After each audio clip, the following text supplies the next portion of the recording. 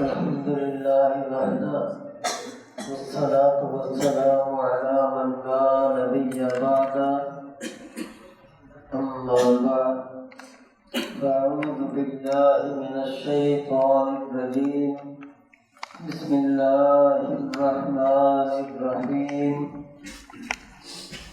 الحمد لله رب العالمين الرحمن الرحيم مالك يوم الدين إياك نعبد وإياك نستعين اهدنا الصراط المستقيم صراط الذين أنعمت عليهم غير المغضوب عليهم ولا الضالين. وقال النبي صلى الله عليه وسلم ستفترق أمتي على 73 ملة كلهم في النار إلا واحدة. قالوا من هم يا رسول الله؟ قال ما أنا عليه وأصحابي. صدق الله العظيم وصدق رسوله النبي الكريم ونحن على ذلك لمن الشاهدين والشاكرين والحمد لله رب العالمين. اللهم صل وسلم وبارك على سيدنا محمد وعلى آله وصحبه وأزواجه كما تحب وترضى عدد ما تحب وترضى. سبحانك لا علم لنا إلا ما علمتنا إنك أنت العليم الحكيم. رب اشرح لي صدري ويسر لي أمري واحلل عقدة من لساني يفقهوا قولي. رب زدني علما وارزقني فهما ووفقني لما تحب وترضى.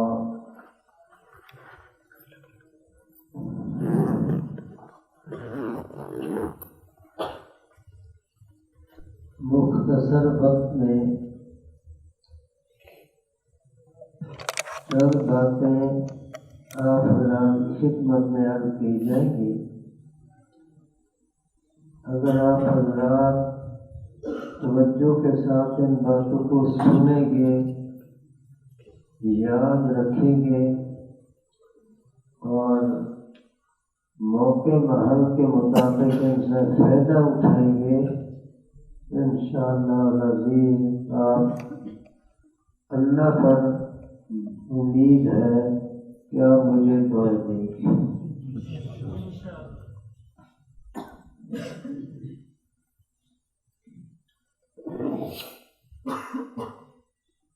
اس وقت جتنے بھی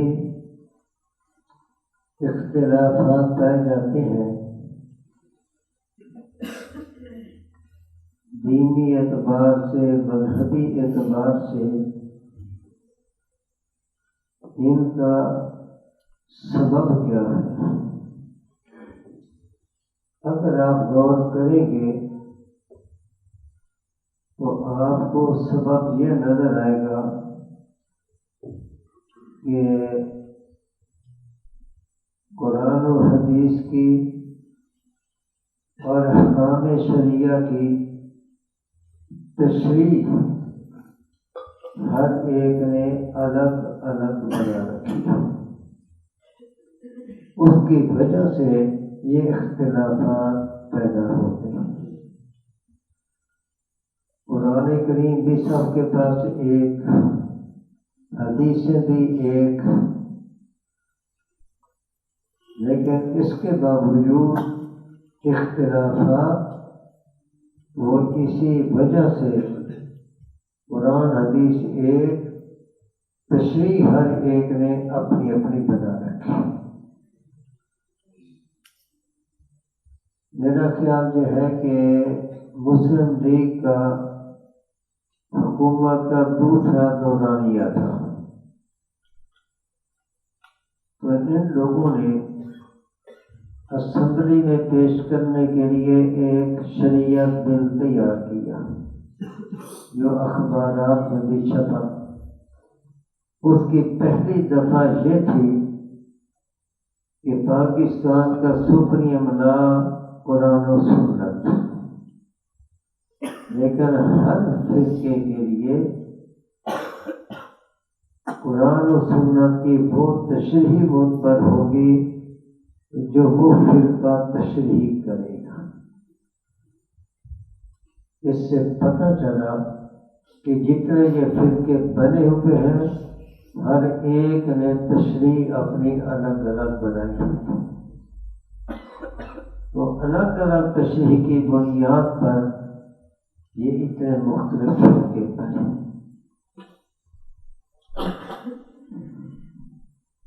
اب سوال یہ ہے کہ اس کا حل کیا ہوگا؟ تو اس کا حل بڑا آسان ہے، وہ یہ ہے کہ قرآن حدیث کی تشریح اور اس کے احکام کی تشریح کوئی نئے سرے سے کرنے کی ضرورت نہیں۔ قرآن کریم میں ہی ہے وَأَنزَلْنَا إِلَيْكَ الذِّكْرَ لِتُبَيِّنَ لِلنَّاسِ مَا نُزِّلَ إِلَيْهِمْ۔ نبی کریم صلی اللہ علیہ وسلم کو اللہ جل شانہ نے یہ حکم دیا، آپ کی طرف ہم نے الذکر یعنی قرآن کریم نازل کیا، اور مقصد کیا ہے؟ آپ کی طرف نازل تو کر دیا لِتُبَيِّنَ لِلنَّاسِ، اب آپ کا کام یہ ہے کہ قرآن کریم میں جو اللہ کے احکامات، اللہ کی تعلیمات لوگوں کے لیے اللہ نے اتاری ہیں، لوگوں کے سامنے ان کی وضاحت لِتُبَيِّنَ لِلنَّاسِ مَا نُزِّلَ إِلَيْهِمْ إِنَّ عَلَيْنَا جَمْعَهُ وَقُرْآنَهُ فَإِذَا قَرَأْنَاهُ فَاتَّبِعْ قُرْآنَهُ ثُمَّ إِنَّ عَلَيْنَا بَيَانَهُ يَتْلُو عَلَيْهِمْ آيَاتِهِ وَيُزَكِّيهِمْ وَيُعَلِّمُهُمُ الْكِتَابَ وَالْحِكْمَةَ۔ یہ آیات بتاتی ہے کہ اللہ تعالی نے قرآن کریم نازل فرمایا، احکامات عطا کیے، تو ان قرآن کریم میں جو احکامات اللہ نے دیے ان کی وضاحت، ان کی تشریح، ان کی تفسیر نبی پاک کے فرائض میں داخل ہے کہ آپ ان کی وضاحت کریں، ان کی تشریح کریں، اور ان کے سامنے ظاہر بات ہے کہ آپ کے سامنے اس وقت صحابہ کرام کی جماعت تھی، اور یہاں پر للناس سے اس کی پوری وضاحت تو اندر جا کر ہو جائے گی آپ کے سامنے۔ اجمالی طور پر یہ کہتا ہوں کہ للناس یہ قیامت تک کے لوگوں کو شامل ہے، کہ وضاحت کریں قیامت تک کے لوگوں کے لیے، لیکن جو آپ کے براہ راست مخاطب ہیں ان کے لیے وضاحت ہوگی بلا واسطہ، اور جو آئندہ قیامت تک لوگ آئیں گے وہی وضاحت ان کے لیے لیکن بالواسطہ، تشریح وضاحت وہی چلے گی لیکن درمیان میں واسطے بڑھتے جائیں گے، تشریح وہی رہے گی۔ جیسے الفاظ میں کوئی تبدیلی نہیں آ سکتی، اللہ تعالیٰ نے وہ الفاظ متعین کر دیے، تو اسی طریقے سے ان الفاظ کے معنی بھی اللہ نے متعین کر دیے، اور قرآن کریم اللہ کے متعین کردہ الفاظ اور متعین کردہ معنی کے مجموعے کا نام ہے۔ تو جیسے الفاظ میں کوئی تبدیلی نہیں کر سکتا، اسی طریقے سے قرآن کریم کے معنی ان کے بھی تبدیلی نہیں کی جا سکتی۔ الفاظ بھی وہی رہیں گے جو اللہ نے متعین کر کے آپ پر اتارے، اور معنی بھی وہی رہیں گے جو اللہ تعالیٰ نے معنی ان الفاظ کے متعین کر کے آپ کے دل دماغ میں اتارے اور آپ نے بیان فرمائے۔ اب وہ الفاظ صحابہ کرام کے سامنے بھی ہیں، ان کے معنی بھی ان کے سامنے ہیں۔ نبی کریم صلی اللہ علیہ وسلم دنیا سے تشریف لے گئے۔ آپ کے تشریف لے جانے کے بعد اور مسلمانوں کا عقیدہ یہ ہے کہ قیامت تک نبوت نبی صاحب کی، قیامت تک قرآن کریم یہی کتاب رہے گی آسمانی، دین اسلام یہی چلے گا، نہ کوئی نیا دین، نہ کوئی نئی کتاب، نہ کوئی نئی نبوت، نہ نئی امت بھی یہی رہے گی، امت محمدیہ۔ نبی صاحب نبیوں میں آخری نبی، امت محمدیہ امتوں میں آخری امت، قرآن کریم آخری کتاب، دین اسلام سلسلہ ادیان میں آخری دین، نیا دین نہیں آئے گا، نئی کتاب نہیں آئے گی۔ تو الفاظ بھی وہی، ان الفاظ کے معنی بھی وہی، لیکن آپ کے تشریف لے جانے کے بعد آگے وہ الفاظ اور معنی امت کی طرف کیسے منتقل ہوں گے، کیسے وہ الفاظ اور معنی امت کی طرف آگے پہنچیں گے، اس کے لیے نبی صلی اللہ علیہ وسلم نے صحابہ کرام کی جماعت کو تیار کیا۔ اور یہ وہ جماعت ہے جن کے بارے میں نبی صلی اللہ علیہ وسلم نے خود فرمایا، ان اللہ اختارنی واختار لی اصحابی۔ جیسے اللہ تعالیٰ نے آخری نبوت کے لیے میرا چناؤ کیا، تو میرے لیے میرے صحابہ کا بھی اللہ نے چناؤ کیا۔ چوریدہ شخصیتیں ہیں جو آپ کی شاگردی میں آئی، انہوں نے آپ سے قرآن سیکھا، دین سیکھا، اور صرف یہ نہیں کہ سیکھا زبانی طور پر، بلکہ عملی شکل میں انہوں نے دیکھا، اور صرف عملی شکل میں دیکھا نہیں بلکہ نبی پاک کے سامنے عمل کیا، نبی پاک کے سامنے عمل کیا۔ تو صحابہ کرام کے پاس الفاظ بھی محفوظ، معنی بھی محفوظ، دین محفوظ۔ نبی علیہ السلام کے بعد صحابہ کرام نے وہ دین آگے امت کی طرف منتقل کیا۔ اب اس کے بعد ہر پہلے طبقے سے بعد والے طبقے نے وہی علم حاصل کیا، قرآن حدیث کا علم حاصل کیا، اسی تشریح کے ساتھ جو نبی صاحب نے تشریح کر دی۔ تابعین نے صحابہ سے، تبع تابعین نے تابعین سے، ان کے بعد بڑی جماعت نے تبع تابعین سے، ان کے بعد بڑی جماعت نے اپنے سے پہلی جماعت سے، ہر بعد والے طبقے نے اپنے پہلے طبقے سے وہی علم حاصل کیا، قرآن حدیث کی وہی تشریح حاصل کی جو نبی رسام سے چلی۔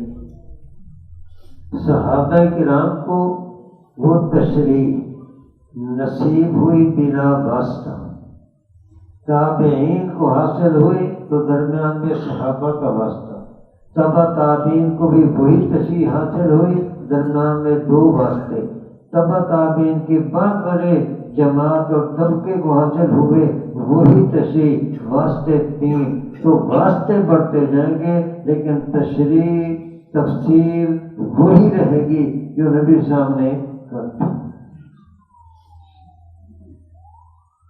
اس کے اندر کوئی تبدیلی نہیں آ سکتی۔ اب اگر اسی تشریح کو لیا جائے اور اسی تشریح کو لے کر دین کو سمجھا جائے، اسی کی دعوت دی جائے، تو امت کے اندر اتنا اختلاف نہیں ہوگا۔ اس اختلاف کی بنیاد یہی ہے کہ نبی صاحب نے جو تشریح کی تھی بعد نے اس پر اعتماد نہ کیا، اور پھر آپ کے بعد صحابہ کرام نے جو تشریح آگے منتقل کی تو بعد میں صحابہ کرام پر اعتماد نہ کیا، پھر وہ تشریح آگے چلی حتیٰ کہ ماہرین شریعت نے کتابی شکل میں علمی شکل میں مدون کر دیا، اعتقادی احکامات بھی مدون ہو گئے، عملی احکامات بھی مدون ہو گئے، اخلاقی احکامات بھی مدون ہو گئے، تو ائمہ کی تدوین شدہ یہ جو دین کی تشریح تھی اس کو بھی چھوڑ دیا گیا اور ہر ایک نے اپنی اپنی تشریح کرنی شروع کر دی۔ یہ ہے بنیادی سبب اس اختلاف اور فرقہ واریت کا۔ اور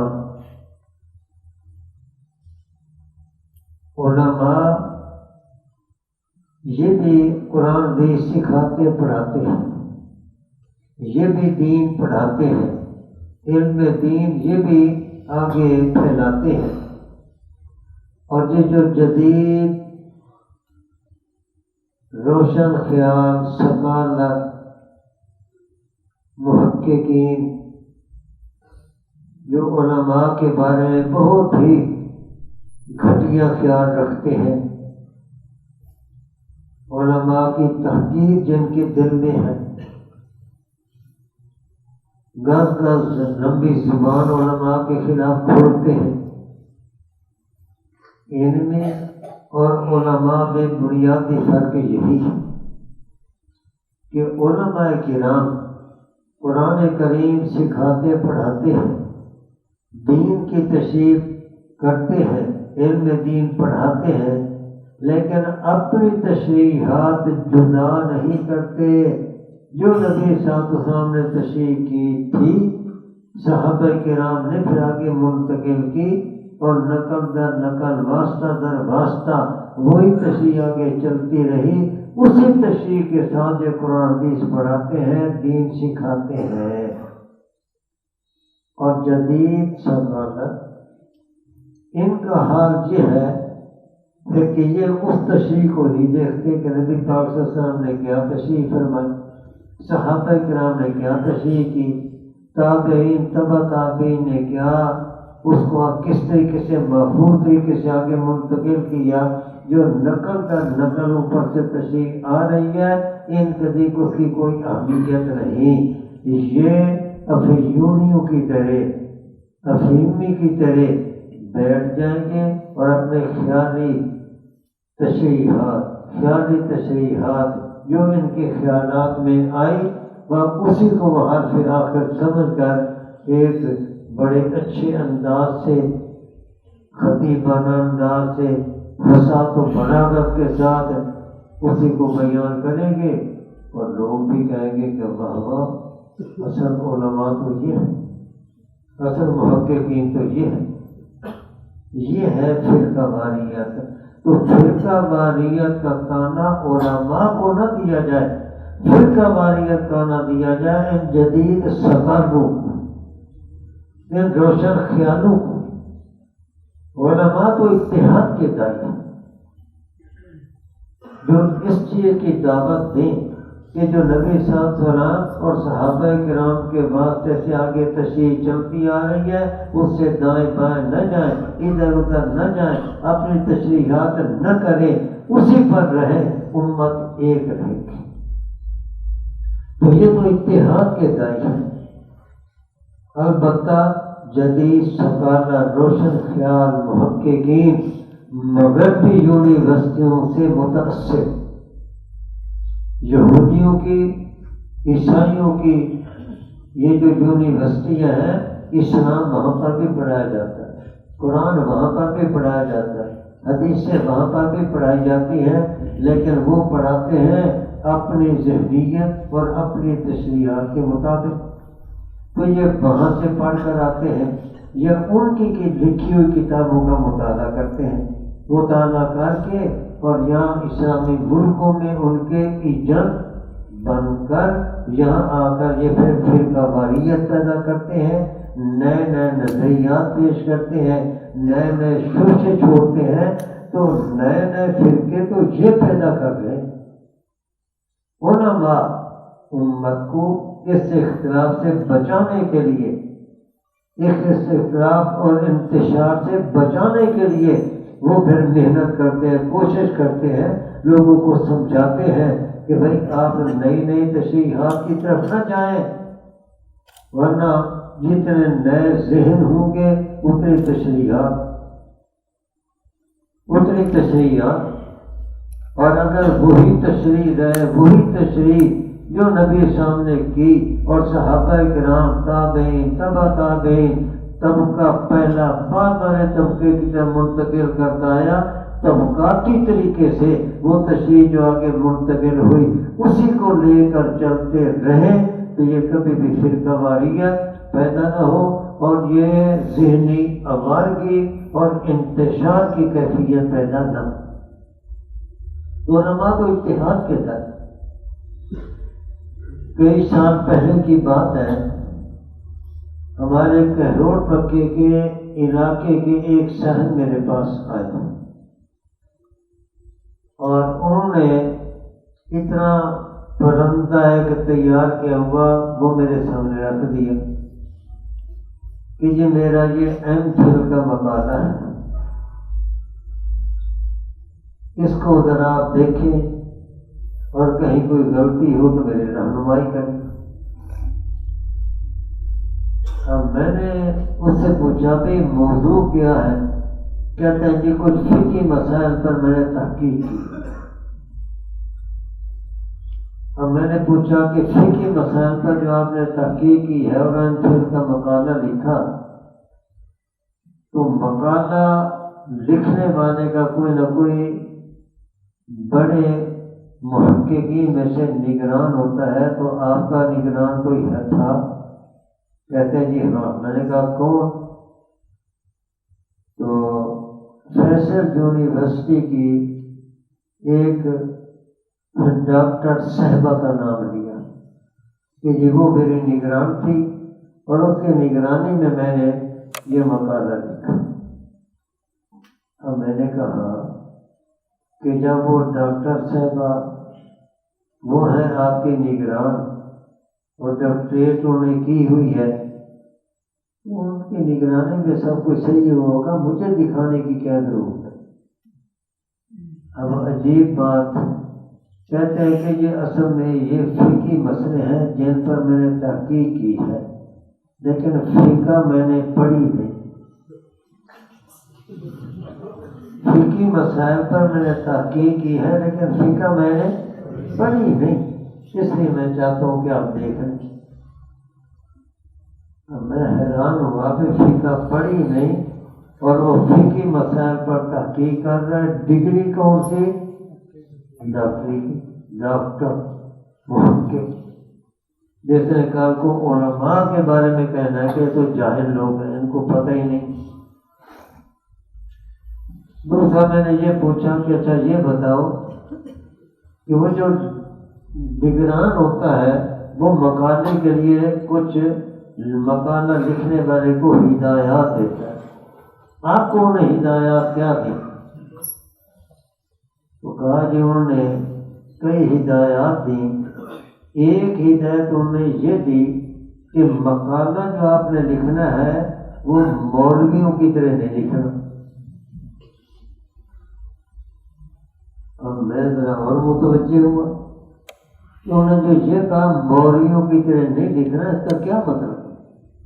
کہہ رہے کہ ہاں اس نے بڑی وضاحت سے بات کی تھی.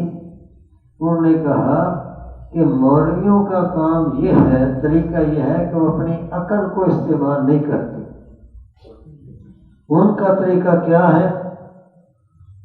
قرآن کی آیت لیں گے یا ایک مسئلہ لیں گے اور اس کے اوپر یوں دوسروں کی باتیں نقل کرتے جائیں گے کہ اس کے بارے میں حضور پاک نے یوں فرمایا، حضرت بکر صدیق نے یوں فرمایا، حضرت عمر فاروق نے یوں فرمایا، امام ابو حنیفہ یہ کہتے ہیں، امام شافعی یوں کہتے ہیں.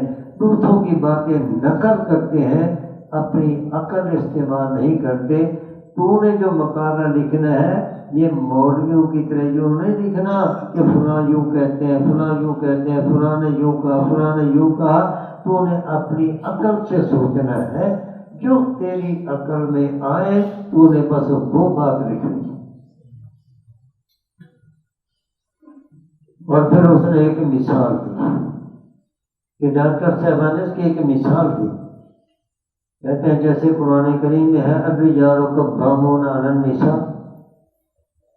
اب سارے مولوی یہ کہتے ہیں کہ مرد یہ عورتوں پر نگران ہے، نگران ہے، نگران ہے. سارے مولوی یوں کہتے ہیں، حالانکہ اس کا یہ مطلب نہیں. اس کا مطلب تو یہ ہے الرجال قوام، قوام، قوام. الرجال قوام، یہ قوت سے ہے کہ مرد یہ عورتوں کے مقابلے میں زیادہ قوت والے ہیں. اس کے تو یہ مطلب ہے. سارے مولوی نگران نگران نگران یہ کہہ رہا ہے کہ یہ تو ہے الرجال قوام، قوام، مرد کبھی ہے، کبھی ہے عورتوں کے مقابلے. قرآن تو یہ کہہ رہا. اب میں نے اس سے پوچھا کہ مہربان یہ بتاؤ کہ جو لفظ قوام ہونا ہے اس کا مادہ کیا ہے؟ مادے مودے ہم نہیں جانتے. یہ ہے بنیادی سبب ان اختلافات کا. اب جب علماء ان کی غلطی پکڑتے ہیں، ان کی تحریف کو پکڑتے ہیں، جو قرآن کے معنی بدلتے ہیں اس پر گرفت کرتے ہیں، بجائے اس کے کہ قرآن میں جو تعریف کرنے والے ہیں ان کو مجرم قرار دیا جائے اور ان کو پکڑا جائے. علماء کو کہا جاتا ہے کہ دیکھو یہ فرقہ واریت پھیلا رہا ہے، یہ فرقہ، وہ فرقہ واریت پھیلا نہیں رہے، فرقہ واریت پھیلانے والے سے بچا رہے. فرقہ واریت تو وہ پھیلا رہا ہے جو پہلے معنی آ رہا ہے، تشریح آ رہی ہے، اس سے ہٹ کر ایک نیا معنی، نئی تشریح کر کے نیا نظریہ دے رہا ہے. فرقہ واریت تو وہ پھیلا رہا ہے. ایک بڑا راستہ جا رہا ہے، اس پر ایک جماعت چل رہی ہے، چل رہی ہے، چل رہی ہے. ان میں اتفاق ہے، ساری جماعت ایک ہی راستے پر چل رہی ہے، لیکن ان میں سے دو چار کوئی الگ ڈنڈی پر چل پڑے اور ساری جماعت ایک طرف جا رہی ہے. وہ اس میں سے الگ ایک ڈنڈی پر چل رہے ہیں. اب ان کو کوئی روکے کہ اللہ کے بندو پوری جماعت ادھر جا رہی ہے، تم بھی ادھر ہی چلو، ادھر ہی چلو. وہ کہے نہیں، ہم نے کسی ڈنڈی پر یوں چلنا ہے، یوں چلنا ہے. انہیں اپنا راستہ بدل لیا.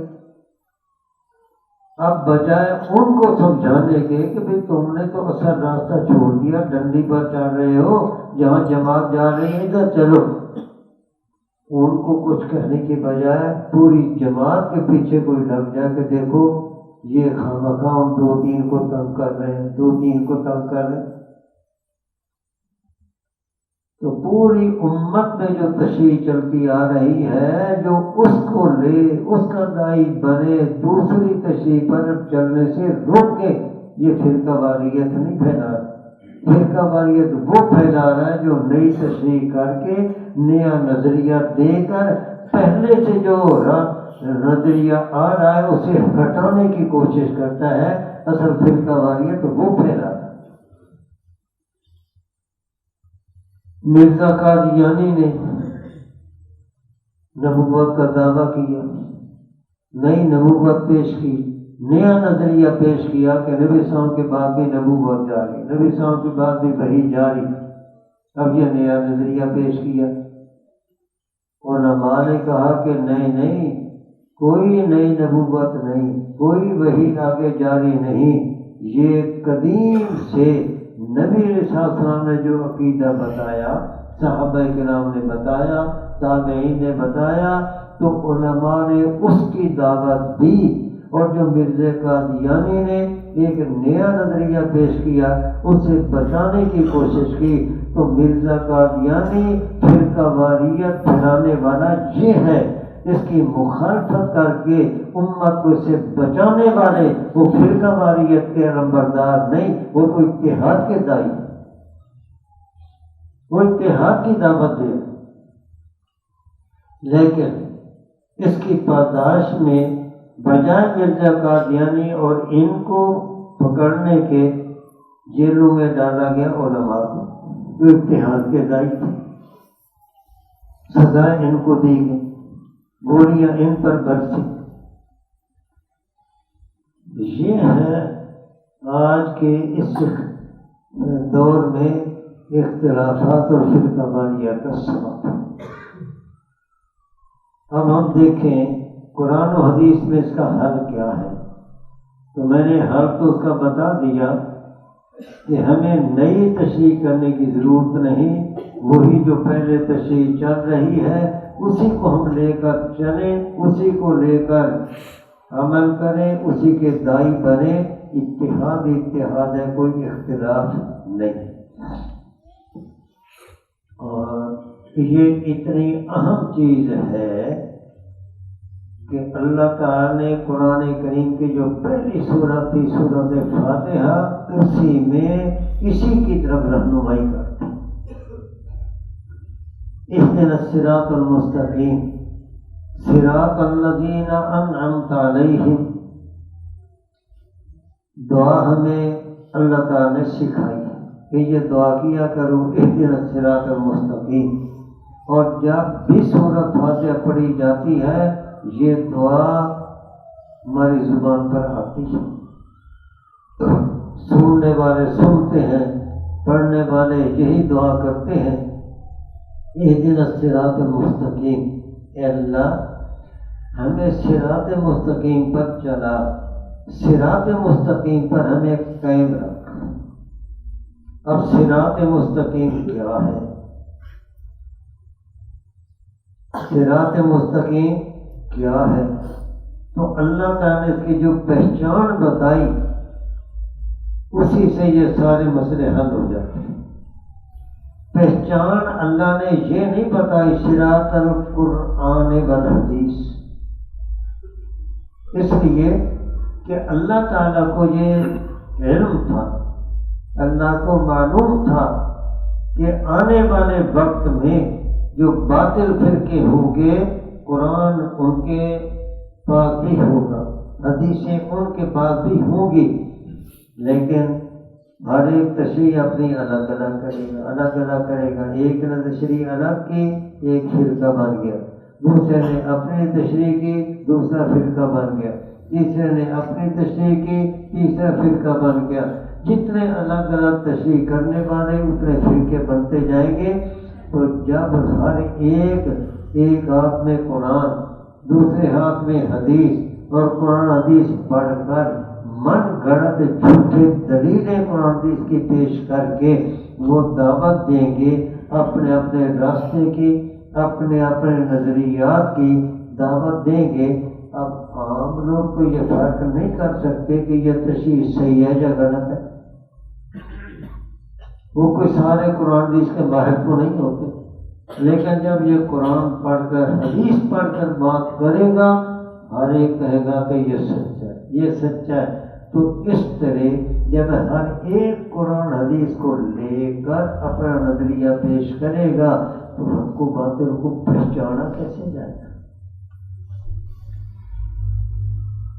آپ پڑھتے رہتے ہیں درسی کتابوں میں کہ پہچان ہوتی ہے کسی چیز کی خاصہ کے ذریعے، جو اس کا خاصہ ہوتا ہے پہچان اس کی ہوتی ہے، اور خاصہ ہوتا ہے ما یوجد فی الشیء ولا یوجد فی غیرہ، شے کا خاصہ جو اس کی پہچان بنتا ہے وہ ہے جو اس میں پایا جائے، غیر میں نہ پایا جائے۔ لیکن جب یہاں پر قرآن بھی ہر ایک کے پاس ہے، حدیثیں بھی ہر ایک کے پاس ہیں، ہر ایک قرآن حدیث کی دلیل پیش کر کے اپنا نظریہ قرآن حدیث سے ثابت کرتا ہے، جب یہ مشترکہ سب اہل باطن میں بات پائی جاتی ہے تو قرآن حدیث کی دلیلیں یہ تو معیار نہ بن سکے۔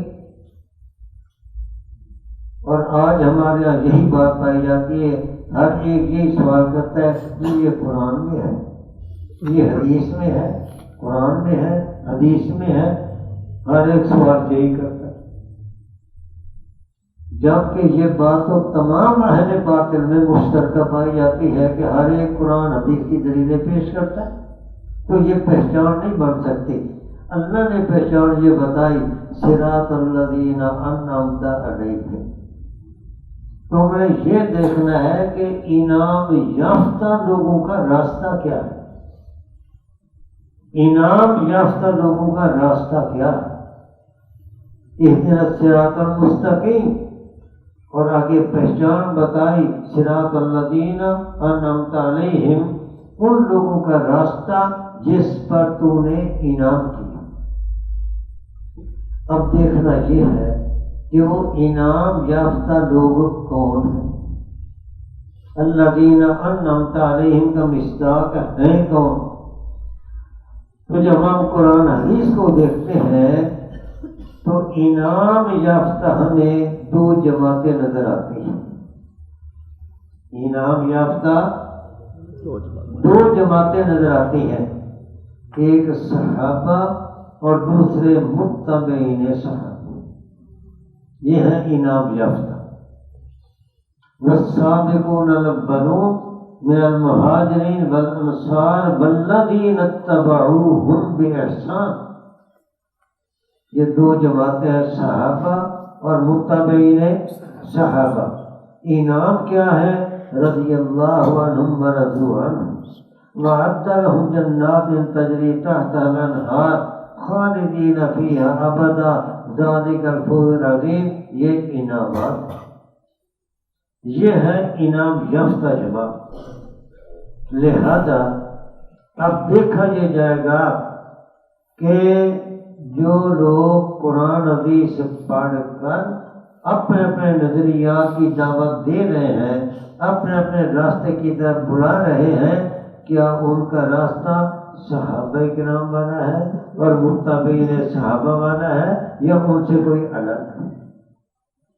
اگر تو ان کا وہ راستہ صحابہ متبعین صحابہ والا ہے تو یہ اہل حق ہیں، حق کے دائی ہیں، اور اگر یہ قرآن پڑھ کر حدیث سے پڑھ کر جس مسئلہ کو پیش کر رہے ہیں، جو نظریہ پیش کر رہے ہیں، مہر قرآن کی لگاتے ہیں، مہر حدیث کی لگاتے ہیں، لیکن وہ صحابہ کرام سے الگ ہے، صحابہ کرام سے کٹا ہوا، صحابہ کرام سے ہٹا ہوا، وہ راستہ علیحدہ ہے، تو پھر سارا قرآن کوئی پڑھ دے، ساری حدیث سے اس کو پر فٹ کر دے تو وہ اہل حق نہیں، اہل باطل ہے۔ اس لیے کہ قرآن نے جو ہمیں پہچان بتائی، اللہ نے جو ہمیں پہچان بتائی، وہ قرآن حدیث کے دلائل نہیں، وہ ہے الذین انعمت علیہم۔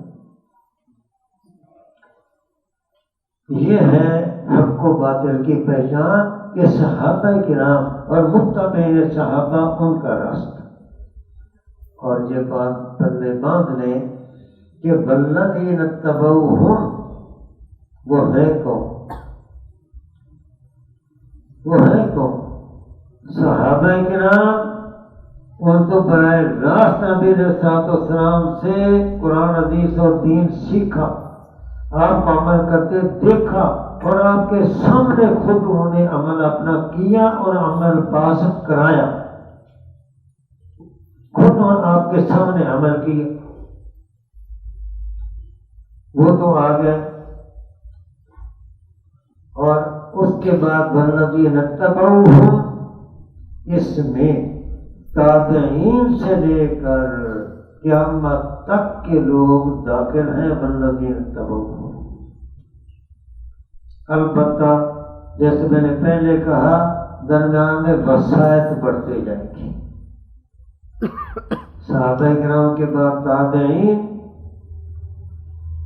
انہوں نے صحابہ کرام کا اسوہ پکڑا، ان کی پیروی کی بلا واسطہ، تبع تابعین نے پیروی کی، واسطہ درمیان میں ایک نہیں دو، صحابہ اور تابعین، اس کے بعد بڑی جماعت نے، تو واسطے تین بن جائیں گے، واسطے بڑھتے جائیں گے، لیکن وہ سارے کے سارے والذین تبعوا میں داخل ہیں۔ اس لیے قیامت تک اہل حق وہ شمار ہوں گے کہ جو صحابہ کرام کی پیروی کرنے والے، اتباع کرنے والے، یہ ہے اصل میں حق و باطل کی اور اہل حق اور اہل باطل کی پہچان۔ اور حدیث پاک میں نبی کریم صلی اللہ علیہ وسلم نے ارشاد فرمایا ستفترق امتی علی ثلاث وسبعین ملۃ کلھم فی النار، فرمایا کہ میری امت کے 73 فرقے بنیں گے، ان میں سے ایک جماعت ہوگی جو جنت میں جائے گی اور 72 کے 72 ناری۔ صحابہ کرام نے پوچھا یا من ہم یا رسول اللہ، وہ خوش نصیب جنت میں جانے والے کون، جنتی جماعت کون سی؟ تو آپ نے فرمایا ما انا علیہ و صحابی، یہ وہ جماعت ہے ما انا علیہ جو اس راستے پر ہو جس پر میں ہوں، و صحابی اور میرے اصحاب، جو میرا راستہ میرے اصحاب کا راستہ۔ اب میرا ایک سوال ہے کہ نبی کریم صلی اللہ علیہ وسلم کے راستے پر جو چلے وہ جنتی ہے یا نہیں؟ جنتی ہے، تو پھر صرف اتنا کہہ دینا کافی تھا ما انا علیہ، جو اس راستے پر چلے جس راستے پر میں ہوں، اتنا کہہ دینا کافی تھا۔ یہ اصحابی یہ آگے کیوں کہا؟ اس کی وجہ بھی یہی ہے کہ نبی علیہ السلام بھی یہ سمجھتے تھے کہ آنے والے وقتوں میں جتنے بھی اہل باطل ہوں گے، کتنے فرقے، کتنے 72، ان میں سے ہر فرقہ یہ دعویٰ کرے گا ہمارا راستہ نبی والا راستہ، ہمارا راستہ محمدی راستہ، یہ سارے کے سارے دعویٰ کریں گے کہ ہمارا راستہ نبی والا، ہمارا راستہ محمدی راستہ، سارے یہ دعویٰ کریں گے، تو بات تو پھر الجھ جائے گی اور سمجھنا مشکل ہو جائے گا کہ حق کیا ہے باطل کیا ہے۔ اس لیے نبی علیہ السلام نے بھی فرمایا کہ حق و باطل کے پہچان کے لیے جو فیصلہ کن چیز ہے وہ ہے اصحابی، میرے اصحاب، کہ تم نے یہ دیکھنا ہے کہ دعویٰ تو سارے کر رہے ہیں ہمارا راستہ نبی والا راستہ، لیکن تم نے نبی کا راستہ پہچاننا ہے میری جماعت کے ذریعے، خیر القرون قرنی، میری جماعت کے ذریعے، یعنی صحابہ کرام کے ذریعے، اس لیے بات صحابی کہا۔ تو حق و باطل کی پہچان وہ ہے صحابہ کرام، ان کے ذریعے سے پہچانا جائے گا۔ اس کے ساتھ اب میں ایک اور بات بھی ساتھ عرض کرتا ہوں کہ احادیث پر جو عمل کرنا ہے، ایک ہے حدیث اور اس پر عمل بالحدیث، حدیث پر عمل کیسے ہوگا، حدیث پر عمل کیسے ہوگا؟ ایک مسئلے کے بارے میں بعض دفعہ مختلف قسم کی حدیثیں ہوتی ہیں، رفع دین کو لے لیں، مختلف حدیثیں، خود رفع دین کرنے کی، پھر رفع دین کے ترک والی، پھر رفع دین کرنے کی حدیثیں، کسی میں ایک رفع دین، کسی میں دو، کسی میں تین، حتیٰ کہ ایک رفع دین یہ تکبیر تحریمہ والے رفع دین کے علاوہ کسی میں ایک، کسی میں دو، کسی میں تین، اور ساری حدیث رفع دین کی جمع کر کے اور پھر دیکھی جائے تو 4 رکعتوں میں 28 رفع دین بنتے ہیں جب ساری حدیثوں کو سامنے رکھا جائے۔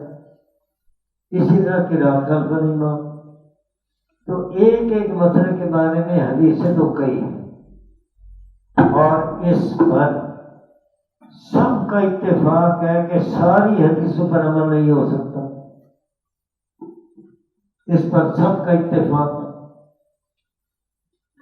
جتنے بھی قرآن حدیث کو ماننے والے ہیں اور کہا قرآن حدیث کی ہی دلیلوں سے اپنا راستہ متعین کرنے والے ہیں، اس پر اتفاق ہے کہ ساری حدیثوں پر عمل نہیں ہو سکتا، بعض حدیثوں پر عمل ہوتا ہے، بعض پر عمل نہیں ہوتا۔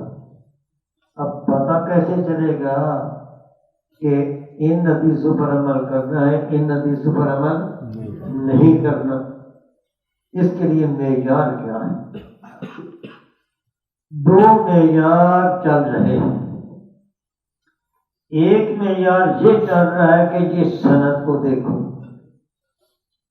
جس حدیث کی سند کے اندر سارے راوی ثقہ، بس اس کو لے لو اور اس پر عمل کرو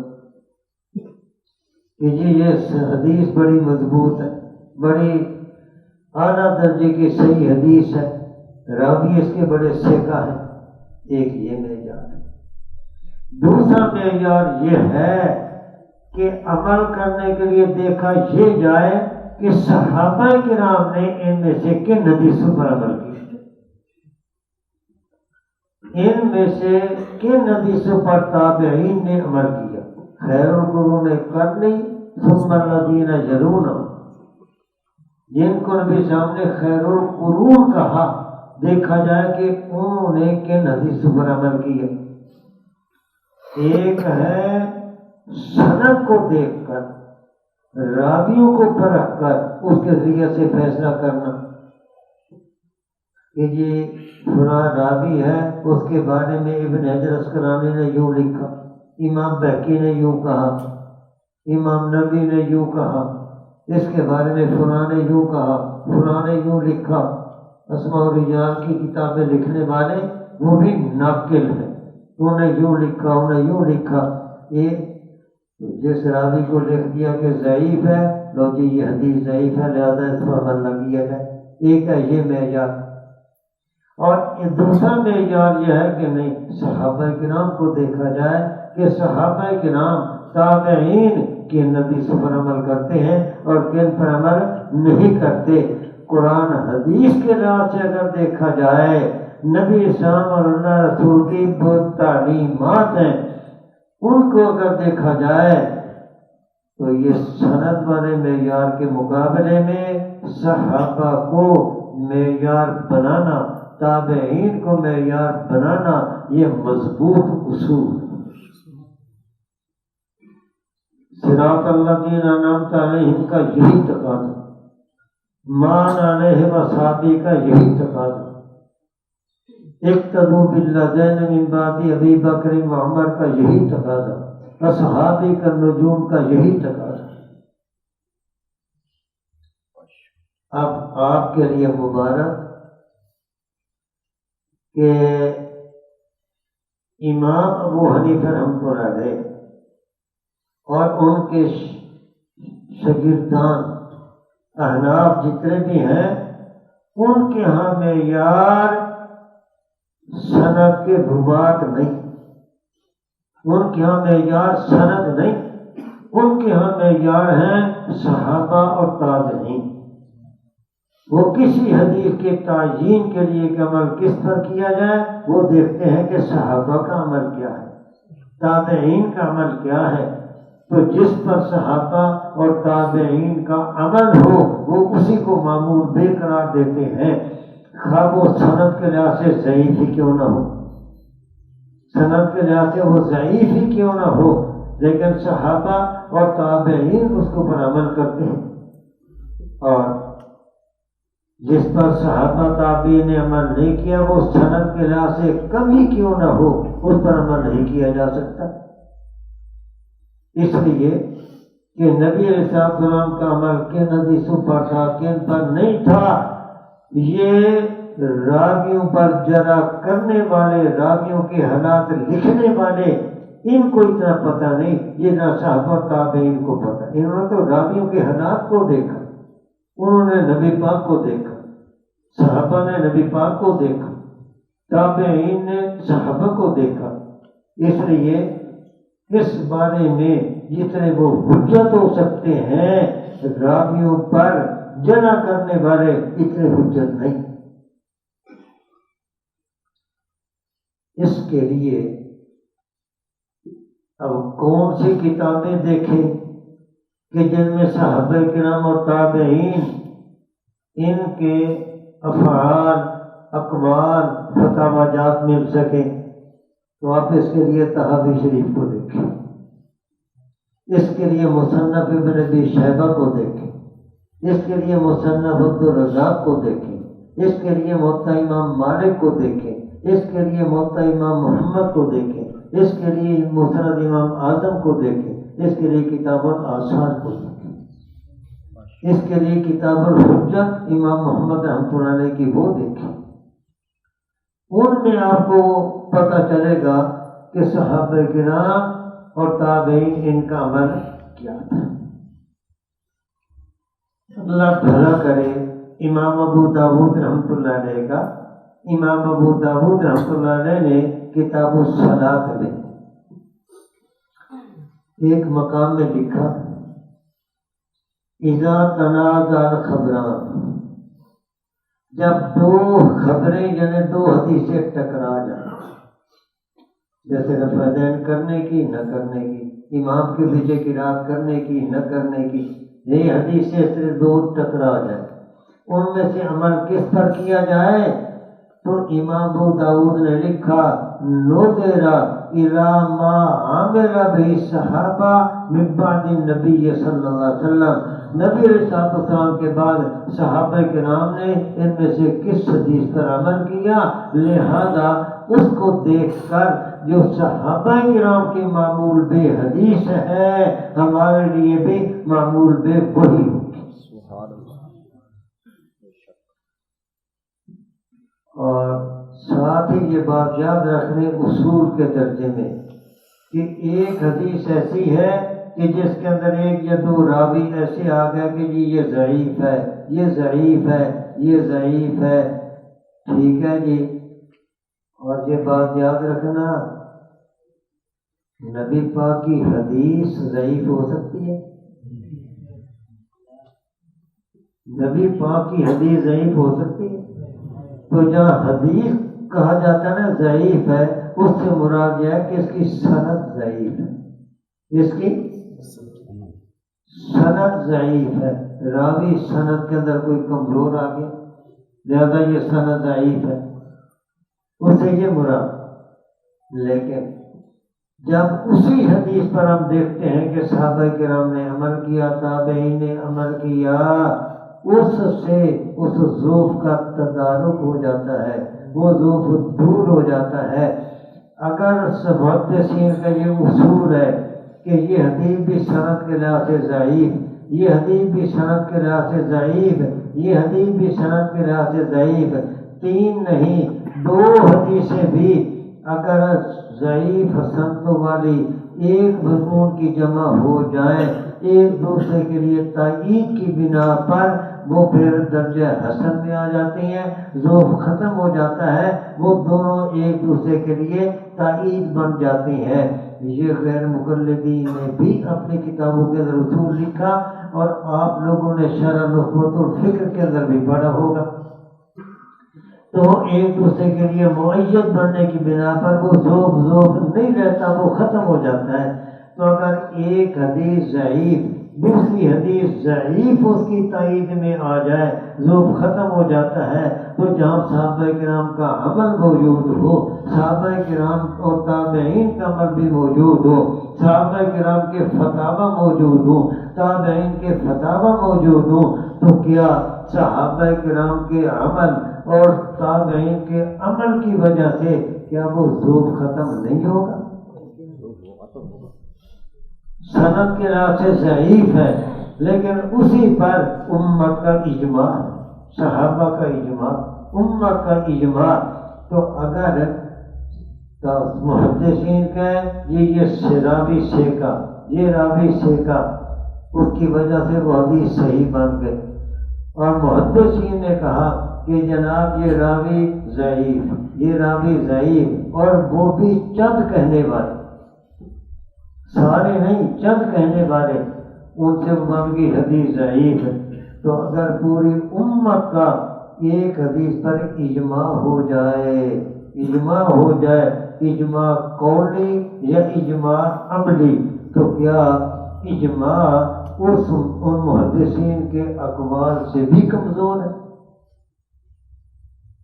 پوری امت کا اجماع ہو جائے وہ ذوب ختم ہو جاتا ہے۔ تو میں اب تو یہ کر رہا تھا کہ اصل بنیاد صحابہ کرام، حق کو باطل کے پہچاننے کے لیے اسی طرح کس حدیث پر عمل ہوگا معمول بے غیر معمول بے حدیث کے تعین کے لیے معیار صحابہ کرام ہے۔ ہم جو اہل سنت والجماعت ہے وہ اسی لیے ہے کہ نبی پاک نے فرمایا ما انا علیہ، جو میرے راستے پر چلنے والا ہو، تو ہم چونکہ نبی پاک کے راستے پر چلنے والے تو اہل سنت بن گئے، اور پھر نبی کے راستے کی پہچان چونکہ صحابہ کرام کو بناتے ہیں، معیار صحابہ کرام کو بناتے ہیں، تو ہم پھر اہل سنت کے ساتھ جماعت بھی بن گئے، اہل سنت بن جماعت۔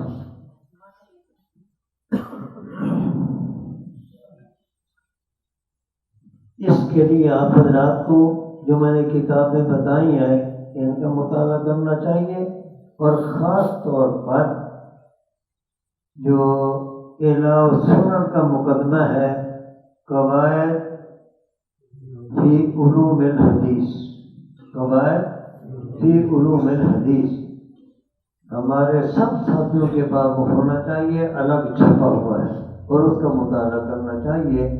اللہ تعالیٰ ہم سب کے دین ایمان کی حفاظت فرمائے، اور حق کو باطل کو پہچان کر حق کا ہمیں داعی بنائے، اور باطل سے بچنے اور بچانے کی محنت کرنے کی اللہ میں توفیق۔ وآخر دعوانا الحمدللہ۔